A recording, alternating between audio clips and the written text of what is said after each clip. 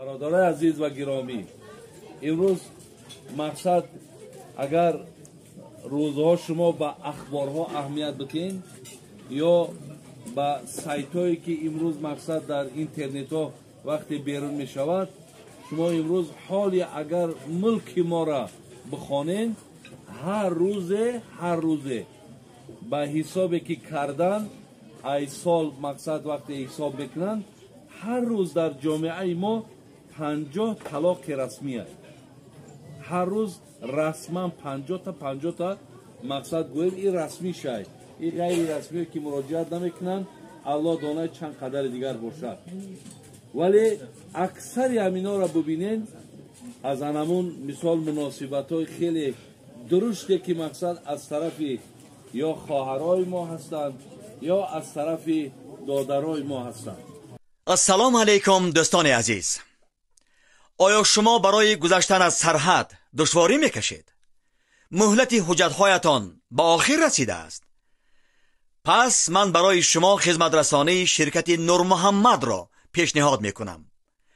با ماشین‌های نو و زمانوی، با باوری و اعتماد کامل توسط رانندگان مرد و زن، شما را از منزل استقامتیتان تا خط سرحد برده برای عبور مرز مساعدت می نمایند.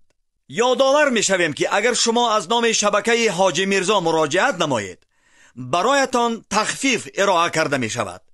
رقم ها برای تماس: جمع 7 926 319 59 61. خانه شفا فرما داروهای طبیعی را به شما پیشنهاد میکند. سامیون وان برای شخصانی که خراب هستند و میخواهند وزن گیرند. ام پلوس اپیمدیوم برای با قوت شدن، خوب کردن گردش خون، برای طولانی کردن همخوابگی. ماس پیگمنتو برای کسلی های پسریاز و سفید شوی پوست. بین داکس برای ریزانیدن کرم های معده و روده. مینوکسیدیل برای برآوردن ریش و موی سر. کرم فرانک برای دراز نمودن مهلت همخوابگی. ماسلا خیلبی برای ریزانیدن سنگ های گرده و تبابت آن. فات زورب برای کم کردن وزن زیادتی.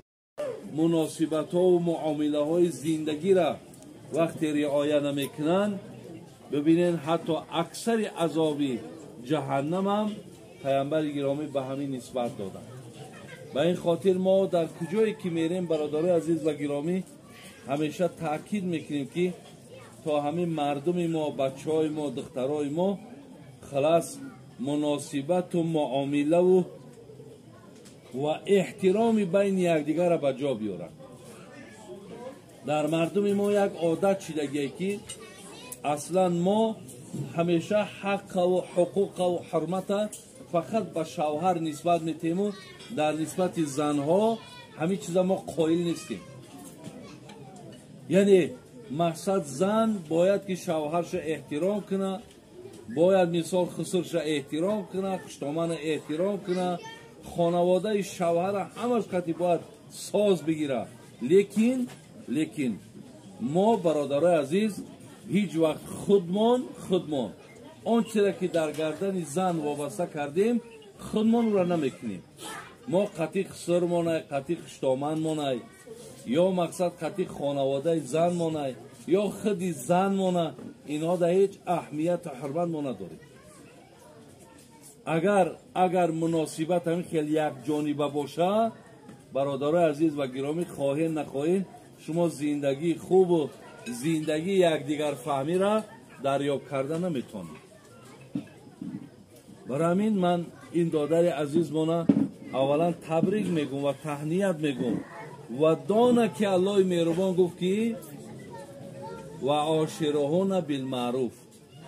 انا عیناً به همین داماد، به همین بچه زنگیر و جمعی مردکایی که زن دارین، الله مهربان به همت میگه که شما باید به زن مناسبت و معامله خوب کنید. برادرای عزیز، کدامید که زن تا حرمت نمیکنی، کدامید که مناسبت خوب نداری، شما در مثال مقابل آیت قرآن ایستادگی. وقتی الله شما ایسا طلب میکنه شما اجرا نمیکنید، پس در نزد الله مهربان البته شما گناهگار هستید. از این لحاظ پیامبر نازنین میگفت که اکمل المؤمنین ایمانا احسنهم خلقا.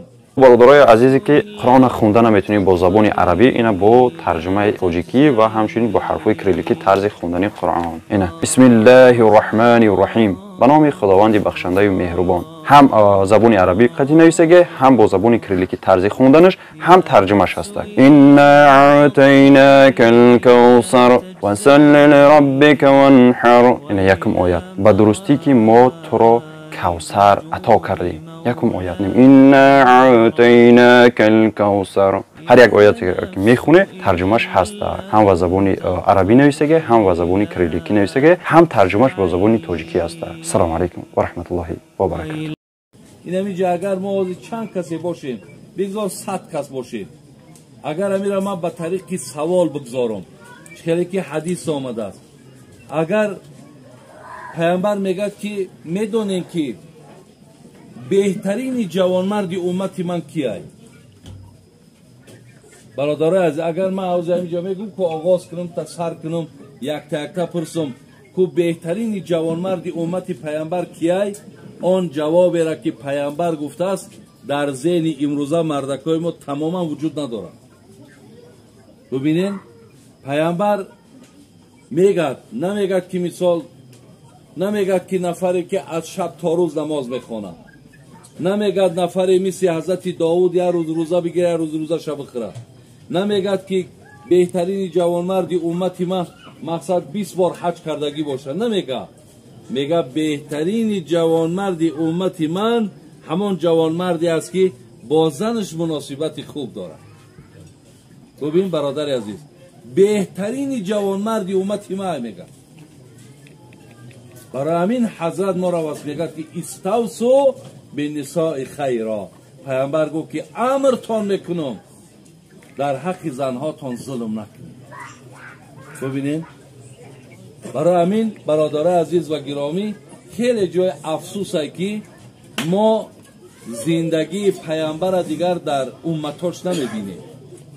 اگر چند پیامبر ما را تاکید کرد که زندگی را از من آموزید و آنچه که من کردم شما انجام بدین. امروز امت پیامبر برادرای عزیز با زندگی پیامبر یگان ربط و یگان نزدیکی نداره. در زندگی های ما و شما برادر این حقارت ها را ببینیم، این قدر مثال بگیم تحقیر ها را ببینیم، این قدر لط و قین عذاب را ببینیم. برادرای عزیز، آخی این حیات برای این نیست، این زنداری و شوهرداری برای این نیست. وقتی تری مناسبتی بد داری، بدبختیش در همیه که ایت رنگی خودت با دنیا می آید. همین چکلی که خودت مناسبتی بد داری، مناسبتی رزیل داری، ای پشتی رنگی خودت باید تا دیگه می آید، با اون مقصد غم داده دیگه مردم هم می گرده. برای همین پیامبر گرامی در حدیث های مبارک می گفت لا یفرق مؤمن مؤمنتان این کری منها خلقا رضی منها آخر. پیامبر این چی میگه؟ هرگاهی که اگر زنکا خفتون کردن، مثلا زندگی های گفتی شاعر زندگی آینه بیش و کمیست، هر شب در آسمان ستاره نیست. زندگی رنگ آسمان های، هر شب ستاره و زیبا نیست. داره به خودش مثال با وزبینی ها و مشکلات ها و جنجال ها و نافهمی ها در زندگی هست.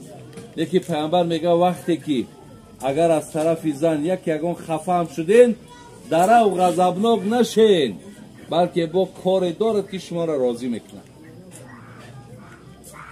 از این لحاظ برادرای خیلی عزیز گرامی، در نسبت زنداری ما همین قدر دانیم که زنداری یا شوهرداری فقط یک خواب خیز نداره.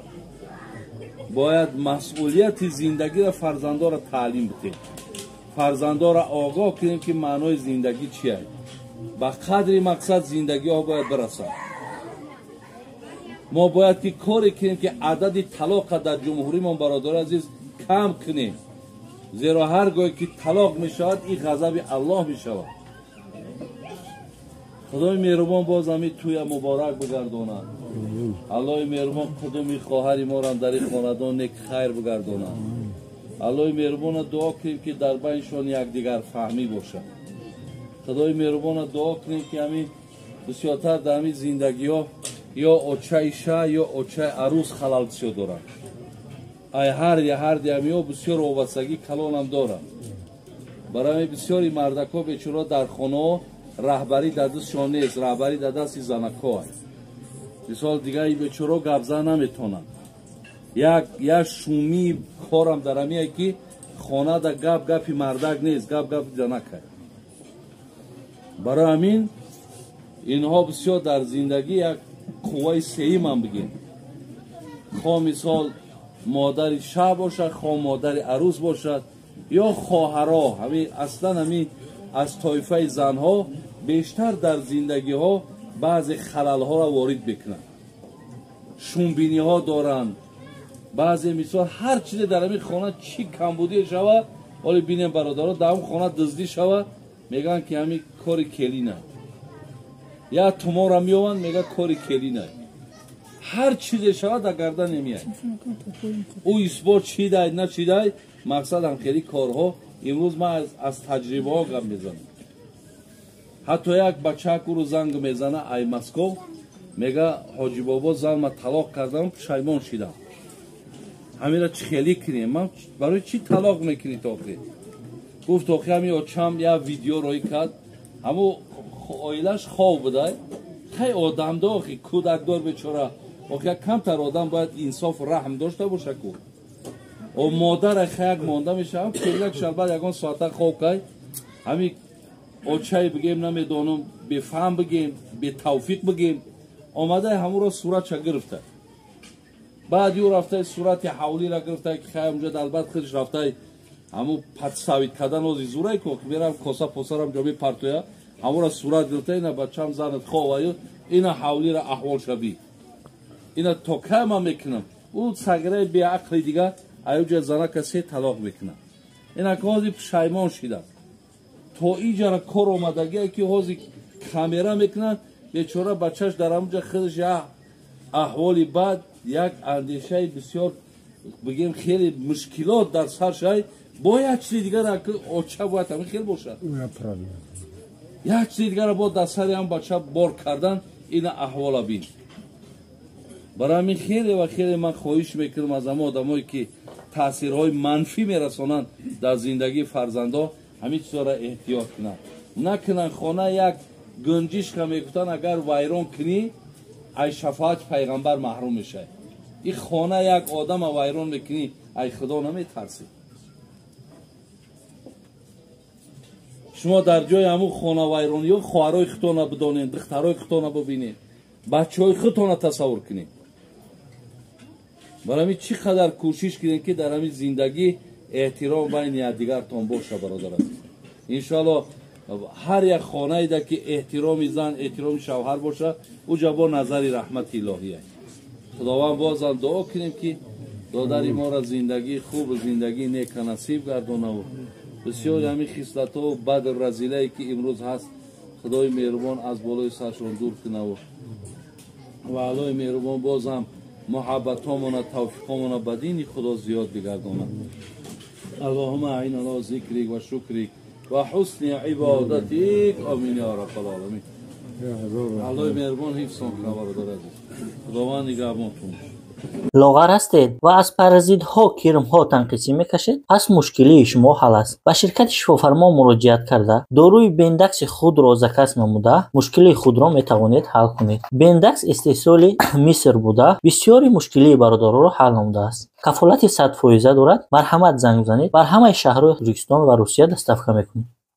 در وقت همخوابگی تست تمام میکنید و میخواهید مهلت همخوابگی خود را دراز نمایید و همچنین تست پیشاب میکنید، پروستاتیت به شما ضرری کرون میرساند، میتوانید از این دارو استفاده برده پروستاتیت خود را و همچنین مهلت همخوابگی خود را و همچنین مردانگی خود را قوی نمایید. مرحمت برادران، ضرریت علین زنگ زده و شرکت شفافرما مراجعت نموده داروی خود را زکس کنید.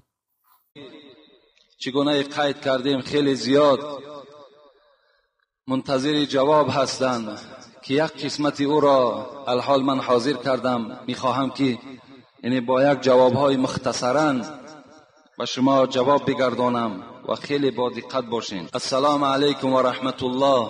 داملای شیرین سخن. خدا علمتان زیاد کند.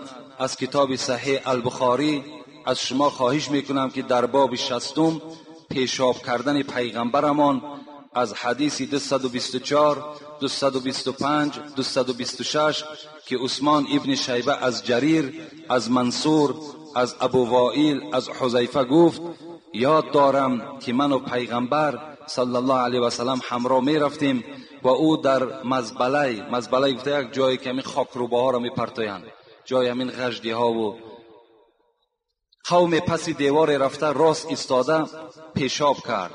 من از دور شدم، او به من اشارت کرد و من نزد او آمده در عقیبش ایستاده تا فارغ شد. از کتاب صحیح البخاری جلد 1 در بین قوم نمازخوانهای مسجدمان خواندم و قوم مسجدمان اختلاف کردند، درستیش یا نادرستیش فهمانده میدادید. التماس ما در این باب صحبت داشتیم، یک سوال من جواب گردانده بودم. این برادر از ما از کتاب صحیح بخاری که با اون حدیث های نامبر شده یادآور شدن که پیغمبر راستا پیشاب کرده بودند در یک میزبله گفته در یک جایی که همین بگیم غژدی میگیم ما و شما عادی کده اگر به زبان خودمون گپ زنیم، یعنی همون غژدی هایی که میپرتاییم در همون بالای همونها پیغمبر خدا راستا پیشاب کردند. این حدیث موجود است، ما در بدن این حدیث هیچ یگان اختلاف هم نداریم، لیکن من بر شما جواب گفته بودم، باز همون حدیث ها را برای شما کتابت کردم، میخواهم گوش اندازیم. عایشه میگوید که تصدیق نکنید کسی گوید که پیغمبر راستا پیشاب کرده است. این عایشه صدیقه زن پیغمبر خدا میگوید که هیچگاه تصدیق نکنید، باور نکنید کسی گوید که پیغمبر راستا پیشاب کرده است. که من میدیدم که پیغمبر خدا در حالت پیشاب نشسته پیشاب میکردند. این همین حدیث غیر حضرت ابو داود 5 صحاح 6 روایت میکنند که این حدیث عایشه است که عایشه گفتند که پیغمبر خدا هرگاه پیشاب میکردن نشسته پیشاب میکرد. خب دوم از سنن ابن ماجه کسی اگر از صحاح 6 اگر درکدار باشند، ابن ماجه هم یکی از صحاح 6 است. این حضرت میگوید که از ابن عمر از بچه حضرت عمر روایت میکند که عبدالله بچه عمر بودند. میگوید که پدرم گفت که رآنی رسول الله و انا ابول قائما. حضرت عمر گفته بود است که من یک بار راستا پیشاب میکردم، به ناگاه پیغمبر خدا مرا دید که من راستا پیشاب میکنم، فقال یا عمر لا تبل قائما، ای عمر دیگر هیچگاه راستا پیشاب نکن، هرگاه پیشاب میکنی نشسته پیشاب کن. فما بلت قائما بعد، حضرت عمر گفت تا وقتی از دنیا گذشتنم من هیچگاه دیگر راستا پیشاب نمی کردم، زیرا امر پیغمبر بود لا تبل یا عمر قائما، هیچگاه راستا پیشاب نکن. این امر حضرت عمر است، امر حضرت پیغمبر خدا با عمر بود. خب ابن مسعود میگوید، حدیث ابن مسعود است، من الجفا ان تبول و انت قائم. پیغمبر گفته بود است که از جفا هست کسی که راستا پیشاب میکند. این حدیث ابن مسعود است.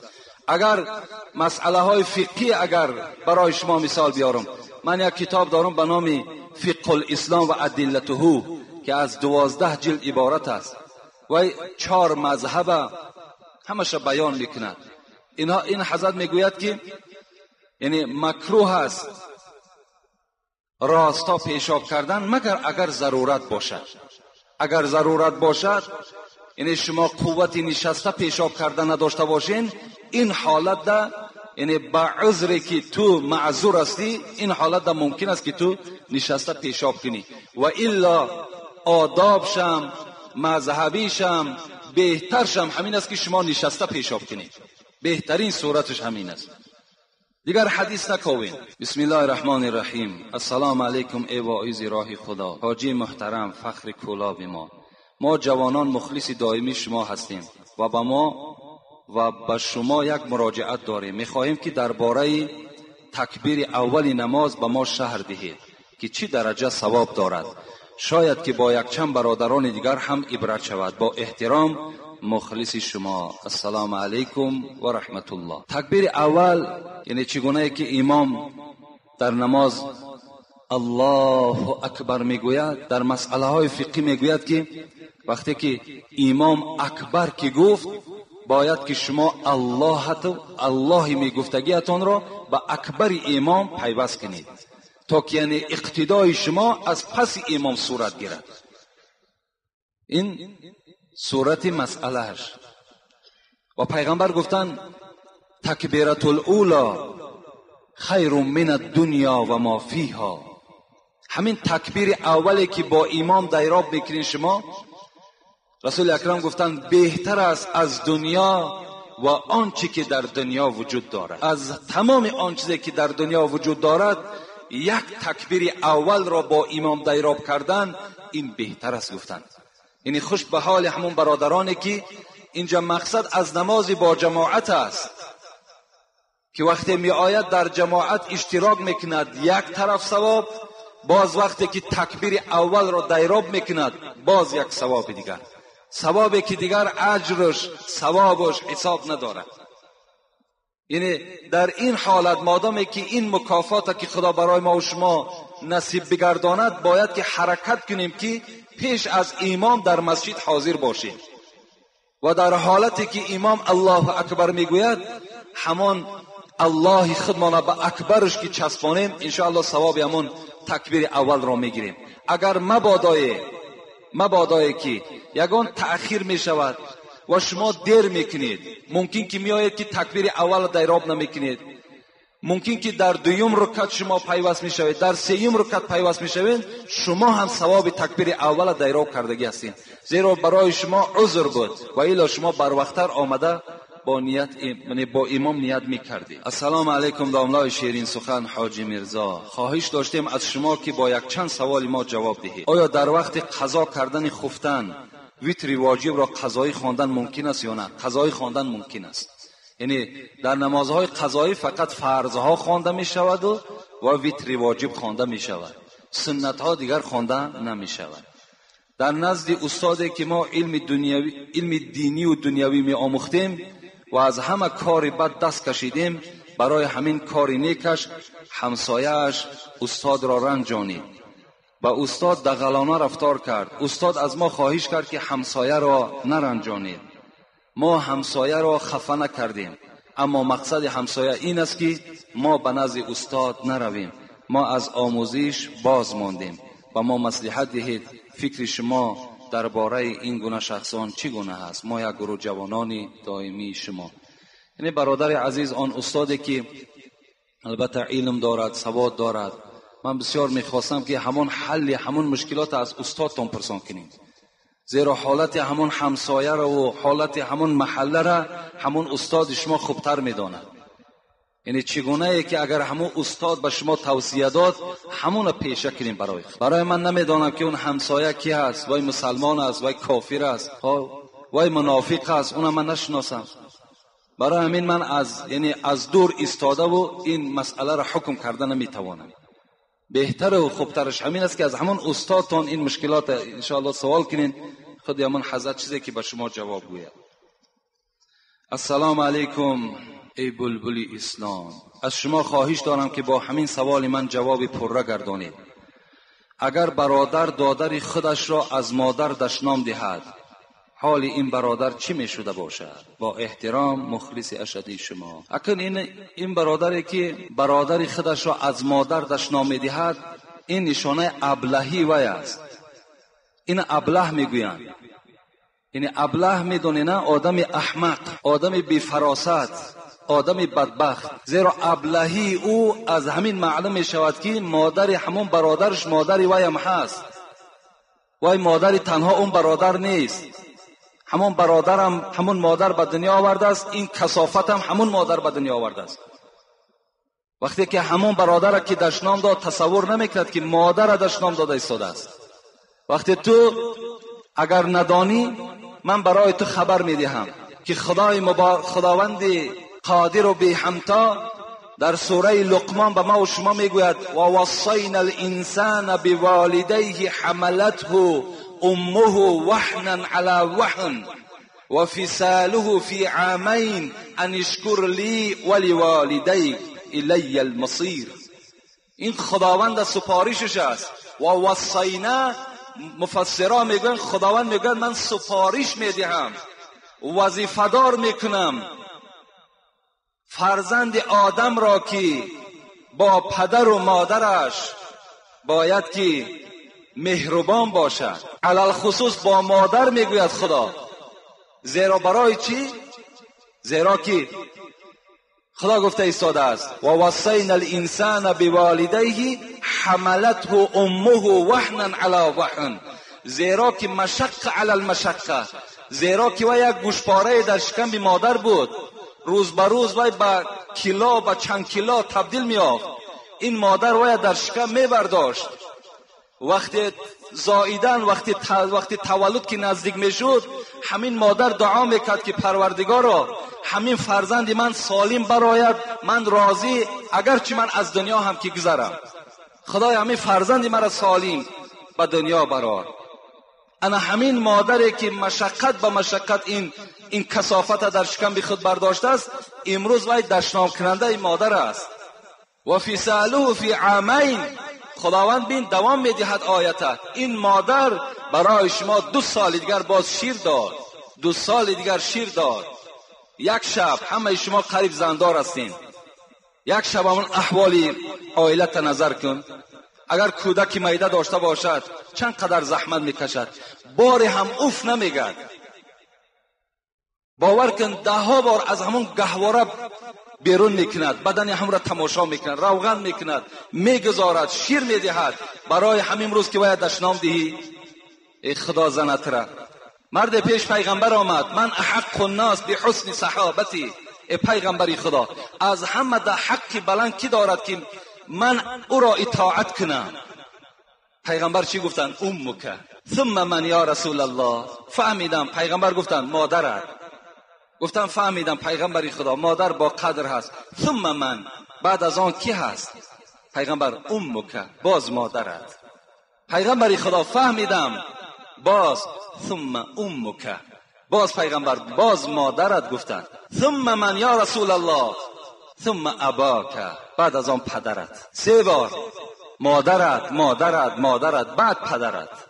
ان رجلا قال یا رسول الله ما حق الوالدین علی ولدهما؟ پیغمبری خدا من سوالی دارم. یک جوان سوال دادن، حق پدر و مادر بالای فرزند چی است؟ چند قدر حق دارن؟ پیغمبر چی گفتن؟ قال هما جنتک و نارک. گفتن جوابی مکملت میفاره، جوابی مکمل همین است که همین پدر و مادر تو دوزخ جنتی تو هستند. اگر دوزخی میخوای به حرمتیشان تو دشنامشان بده، اگر جنت میخوای سرت خم کن، اونها را احترام کن، انشاءالله جنت برای تو نصیب میگردد. این از حق پدر و مادر. من الکبائر شتم الرجل والدیه. پیغمبر گفتن همون بدبخت گفتن خبر بده که از جمله گناه کبیره است کسی که مادرش دشنام میدهد. این گناه کبیره کرده است. انسان به سبب گناه کبیره در آتش دوزخ عذاب داده می شود. وای به حالت، تو نماز بخوانی، تو عبادت خدا را کنی، باز مادر دشنام بدی، پدر دشنام بدی، این چی معنا دارد؟ این چی عبادت است؟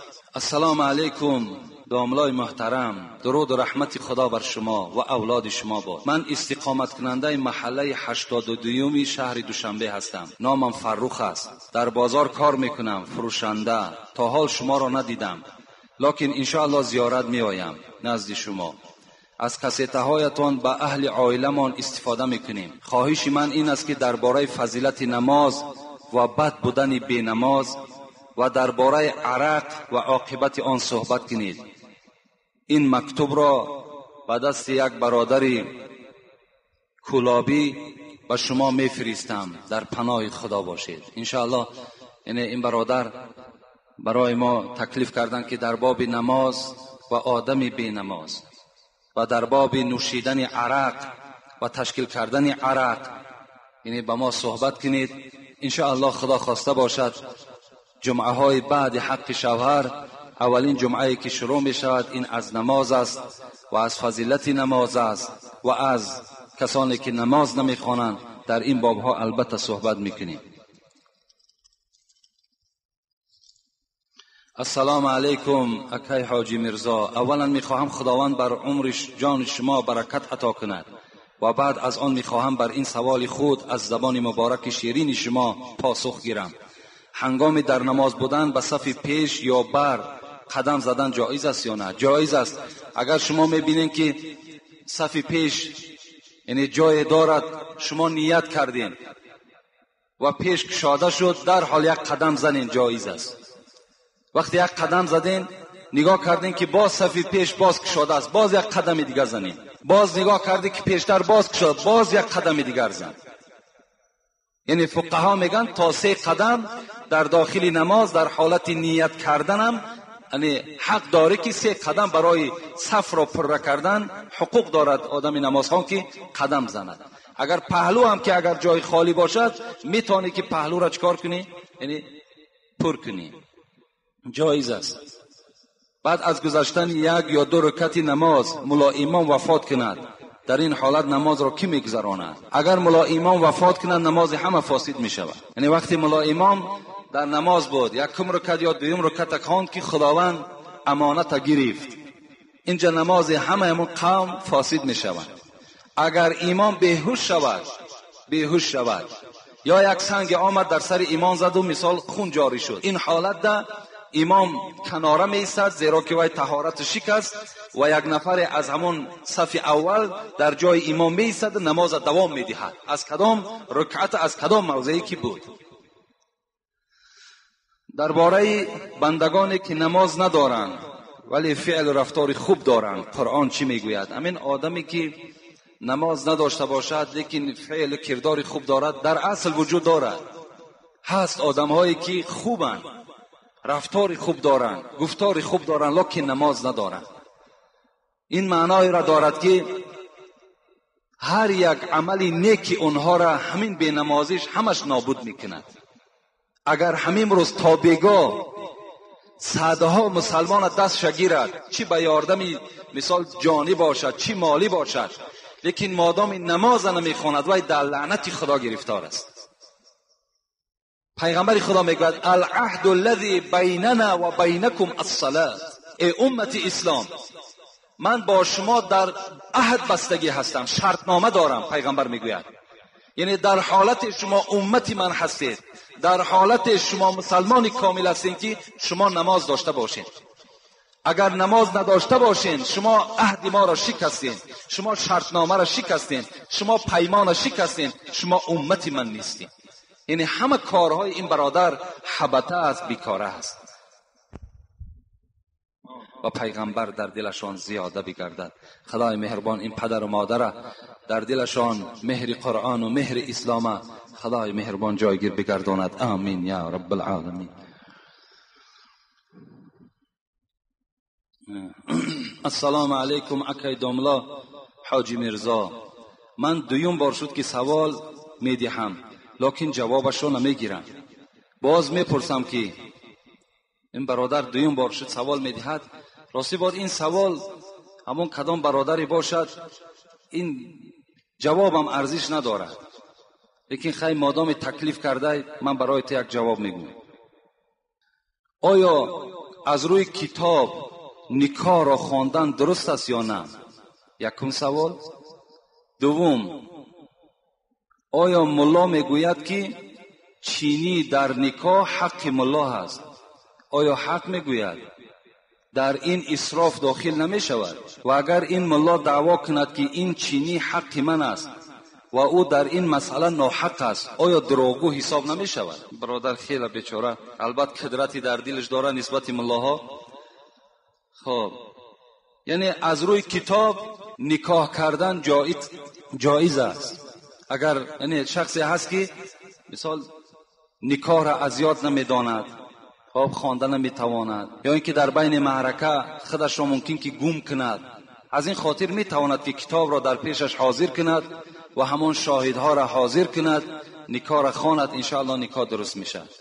لیکن همون یک چینیه که در نکاح همون عادت چی دست بگیم مردم میپیچونن در دست همون ملا میدهن میگن حق ملا هست. این ملا نمیگوید که حق من است، بلکه مردم میگویند که همین حق ملا هست. یعنی بین از همون توی همون یک چینی یک سامان قیمت دارد، همون حق ملا بوده است. و همین اگر مثال در خاندان تو اگر نکاح شود همین نده بر ملا، این حق ملا نیست. لیکن در این مسئله وای دروغ می شود نمی شود، آیا این اسراف می شود نمی شود؟ اسراف انا اون یشیکای عرقی که در خانه میتی انا اسراف است. ها ارتیس میاری و رقاصه را که در بین میپرتای هزارها مسلمان بیراه میکنی انا اسراف. 20 ماشینی که پیش سامانی میبری پیش حضرت امیرجان میبری انا اسراف. اینا اسراف هستند. یک چینی که برای ثواب در دست یک ملا دادی رفت در داخلش با فرزندش طعام خورد، همه اسراف است. ای وای به ایمتیت، یک چینی دادی. آدما برای ملا خانه میخرند، ماشین میدهند.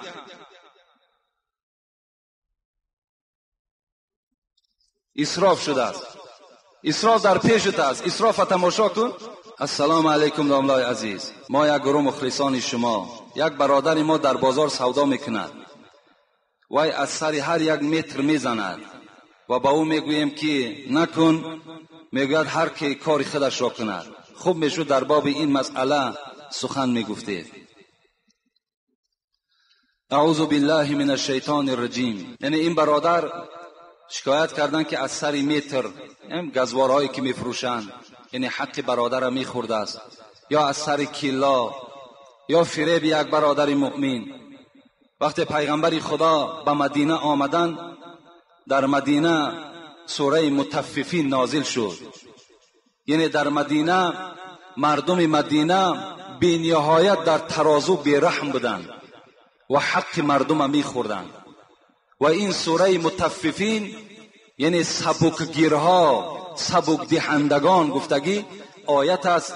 من میخواهم همین برای بعض برادران که سوداگر هستند یعنی گوش اندازند که خدا برای آدمهایی که از متر یا از مثال کیلا میزنند یا امروز در بنزین‌های ارزان عررش میکنند یا در سرالکه ها دیگر چیزها را عررش میکنند، خداوند چی میگوید؟ این مطففین به همش تعلق دارد.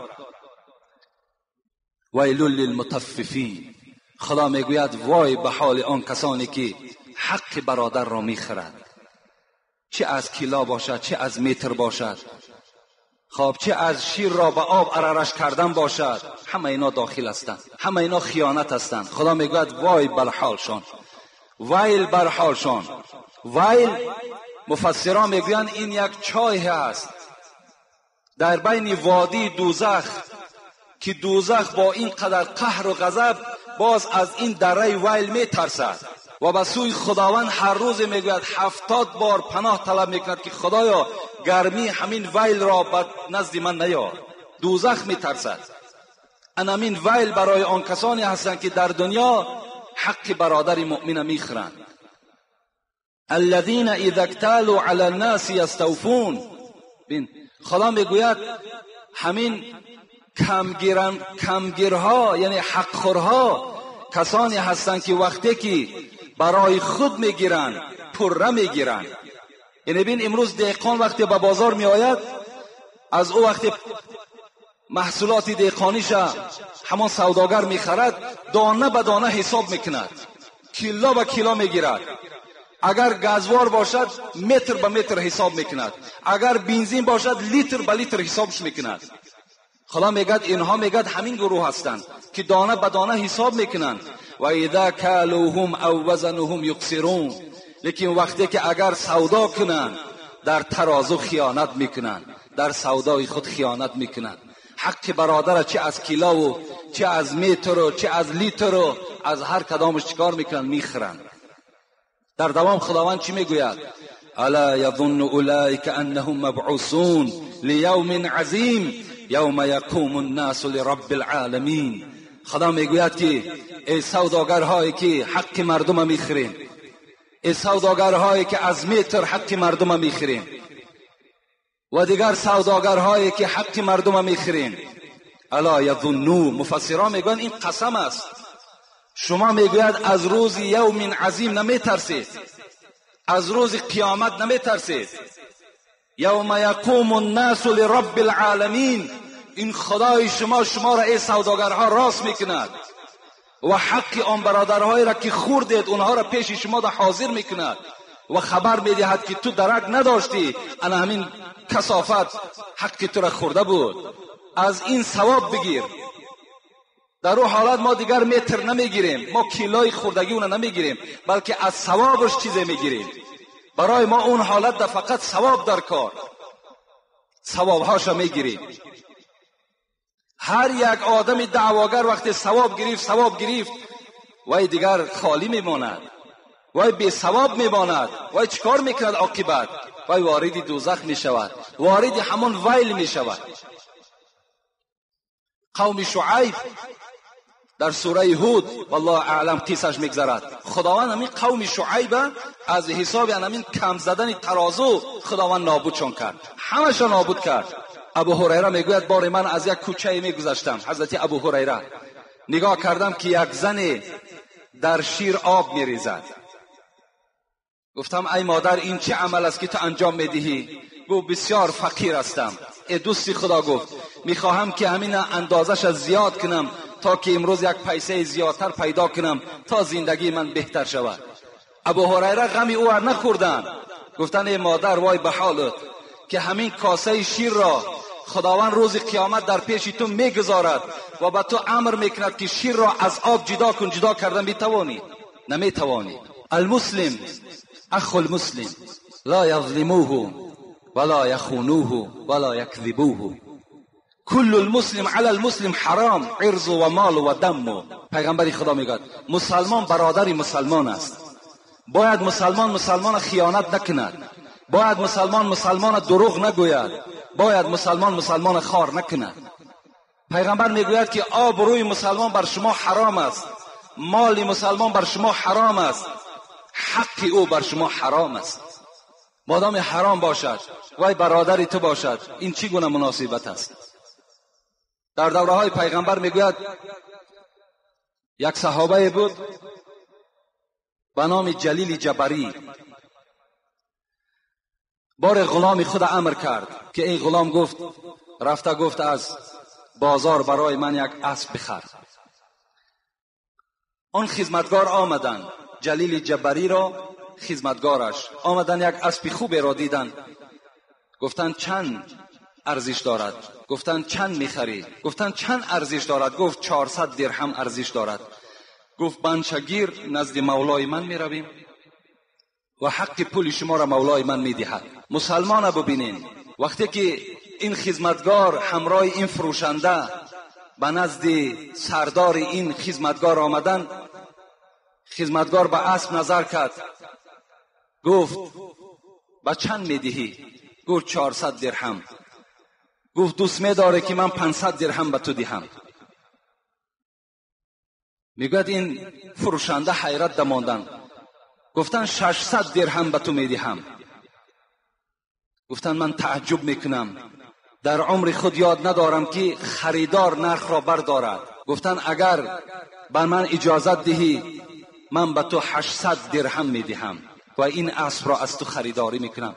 قسم به خدا گفتن این اسب تو 400 درهم نه بلکه در بازار ارزش 800 درهم را دارد و من با پیغمبر خدا عهد بستم که در هیچ معامله نادرست رفتار نمیکنم، عهد شکنی با پیغمبر خدا نمیکنم. ببین چگونه عهد میبستند، چگونه یک غم مسلمان میخوردند. این است برادری.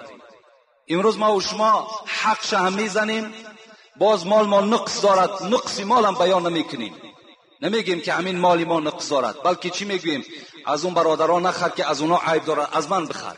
امروز حال بازار به همه ما و شما آشنا هست، لیکن خوش به حال همون برادرانی که انصاف دارند، خوش به حال همون برادرانی که سودای درست میکنن، حق برادرشون نمیخرند.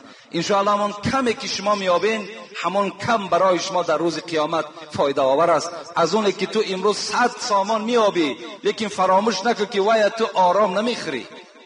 اون حق برادر چیزی نیست که تر آرام گذارد، یا کثافتی وای در خودت میزند، یا در عائلت میزند، یا در فرزندت میزند، یا در مالت میزند. اینشان فراموش نکن. داملای محترم، در معرکه‌ای که ما را با سبب سطر داشتنمان طعنه کردن و گفتند که مادام سطر میکنید به معرکه ما نآیید، زن سال خورده مرا طعنه کرد. با احترام خواهر ایمانی شما. دوم شخص عرق می نوشد و باز نماز می خواند، حکم وی در شریعت چی است؟ این سوال دومش معلوم است. کسی عرق می نوشد نماز می خواند، یعنی این مسخره کردن بر اسلام است، مسخره کردن بر مسلمان ها است. بهتر و خوبترش همین است که اون بدبخت نماز نخواند.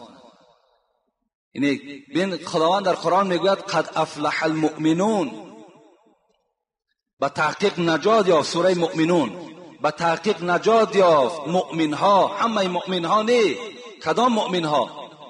الذين هم فی صلاتهم خاشعون، کسانی که در نماز خاشع هستند.